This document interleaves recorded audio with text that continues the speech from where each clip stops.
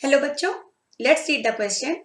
A box contains 90 discs which are numbered from 1 to 90.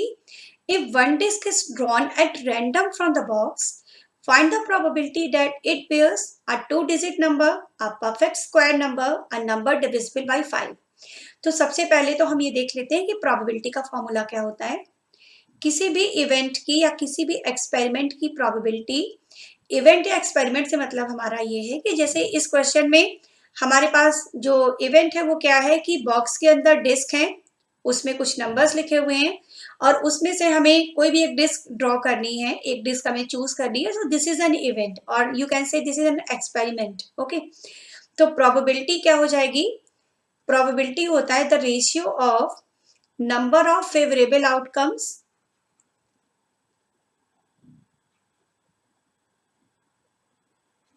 number of favorable outcomes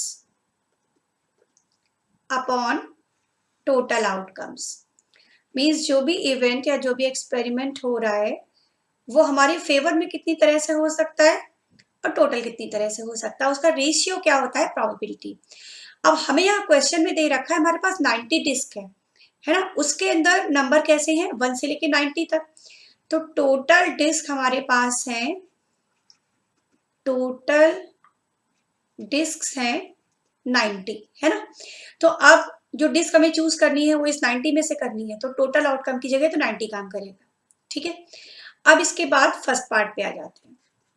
first part में इन्होंने बोला है कि जो नंबर आए, जो नंबर हम चूज करें वो टू डिजिट नंबर होना चाहिए. तो 1 से 90 तक टू डिजिट नंबर कितने होंगे? 1 डिजिट वाले तो 9 नंबर्स होते हैं. जो 1 डिजिट नंबर हैं, 1 डिजिट नंबर तो यहाँ पर 9 है, 1 से लेकर 9 तक है ना. तो 2 डिजिट नंबर्स कितने होंगे? 2 डिजिट नंबर्स हो जाएंगे. टोटल 90 थे, 90 से 9 हम माइनस कर दें 81. तो 81 नंबर्स ऐसे हैं जो 2 डिजिट वाले हैं. तो हमारे फेवर में कितने नंबर हो गए? 81 हो गए. और टोटल कितने हैं? 90 है ना. तो प्रोबेबिलिटी क्या हो जाएगी? 81 अपॉन 90, क्योंकि 2 डिजिट वाले 81 नंबर्स हैं. अगर इसको हम कैंसिल कर लें तो 81 upon 90, 9 9s are 81 and 9 10s are 90. This is 9/10. तो हमारा आंसर क्या हो जाएगा? The probability of two digit number, probability of two digit number is 9/10. Okay, अब आते हैं सेकेंड पार्ट में. सेकेंड पार्ट में क्या बोला इन्होंने? सेकेंड पार्ट ने बोला है परफेक्ट स्क्वायर नंबर. तो हम ये देख लेते हैं परफेक्ट स्क्वायर नंबर कौन कौन से हैं. यहाँ ये जो नंबर्स हमें गिवन है इनमें से परफेक्ट स्क्वायर वाले नंबर्स कौन कौन से हैं?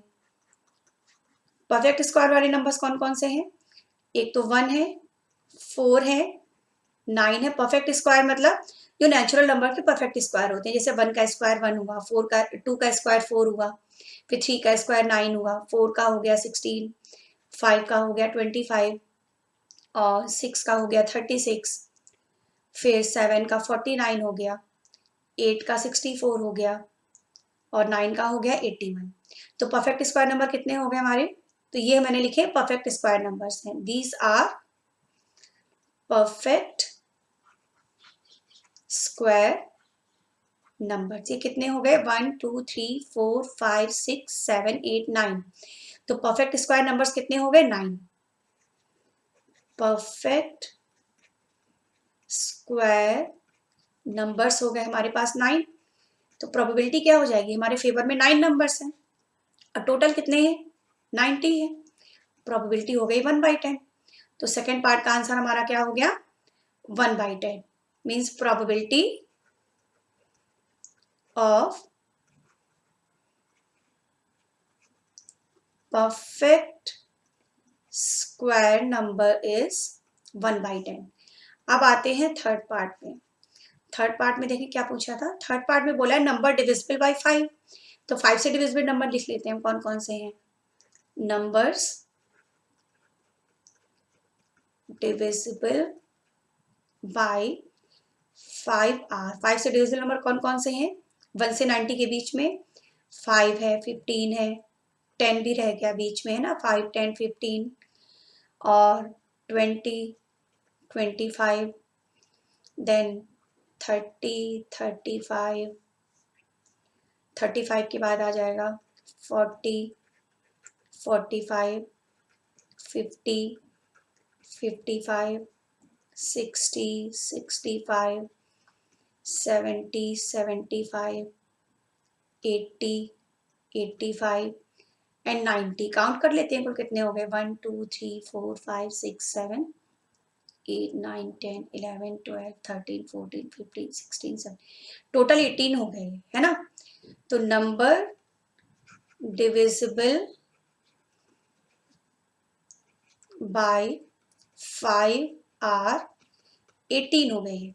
तो प्रोबेबिलिटी क्या हो जाएगी, इस 18 में से हमें चूज करना होगा और टोटल नंबर कितने हैं, 90 है, मीन्स प्रोबेबिलिटी हो गई 1/5। ओके, तो हमारा आंसर इसका क्या हो जाएगा, द प्रोबेबिलिटी